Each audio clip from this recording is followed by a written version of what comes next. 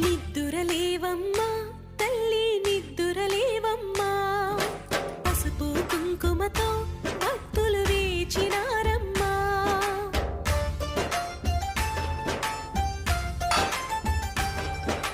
నిద్దురలేవమ్మా తల్లి నిద్దురలేవమ్మా, పసుపు కుంకుమతో భక్తులు వేచినారమ్మా.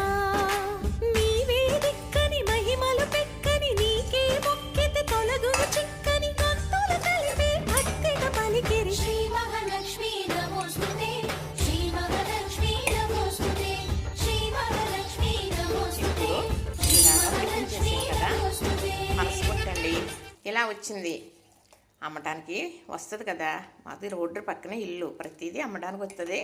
అన్నీ కొనుక్కోం కానీ ఇలా పనసపొట్టు కొనుక్కున్నా. మన బొబ్బరిపప్పు మినపప్పు కూడా కొన్నారు మా వారు.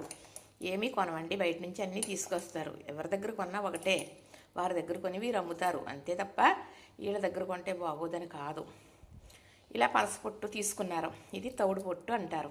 రేట్ ఎంతో తెలియదు కానీ తెచ్చిన వెంటనే పనసపొట్టు ఫ్రిడ్జ్లో పెట్టకుండా ఇలా ఉడకబెట్టేసి చక్కగా ఈ చల్లారిగా గట్టిగా పిండేసి ఓ బాక్స్లో పెట్టేసి ఫ్రిడ్జ్లో పెట్టేస్తే మీరు రేపైనా వండుకోవచ్చు, ఎల్లుండైనా మూడు రోజుల తర్వాత అయినా కూడా వండుకోవచ్చు. కానీ తెచ్చిన పనసపొట్టు మాత్రం అలా ఉంచకూడదు. మారిపోతుంది, అంటే కలర్ మారిపోతుంది, రుచి మారిపోతుంది. అది బాగోదు. అసలు పనసపొట్టుకుండే రుచి రాదనమాట. ఎప్పుడు కూడా ఇలా తెల్లగా చూసారా పచ్చగా ఉండాలి, ఎరుపు ఉండకూడదు. అంటే తెల్లగా ఉండే పొట్టుకి పసుపు కొడతారన్నమాట, పసుపు రాస్తారు. ఇందుకు కలర్ మారకుండా, కన్ను మారకుండా, రుచి మారకుండా, అందులో చెడు అనేది రాకుండా. కాబట్టి పసుపు పచ్చగా ఉంటుంది. అయితే పొట్టు తెల్లగా ఉండాలి. మనకి పసుపు రాసినా కూడా ఎరుపు వచ్చేస్తుందండి, కొంచెం ఎరుపు రంగులాగా.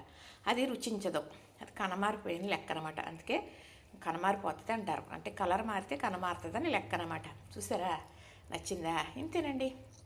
ఇది ఉడకబెట్టేసాను కదా, చల్లారిగా పిండేసి కూర చేసే విధానం పెద్ద వీడియో షార్ట్లో పెడతాను, చూసేయండి. చూసిన వారు లైక్ చేయండి, షేర్ చేయండి, సబ్స్క్రైబ్ కూడా చేసేయండి. పనసపొట్టు అయితే ఉడికిపోయింది.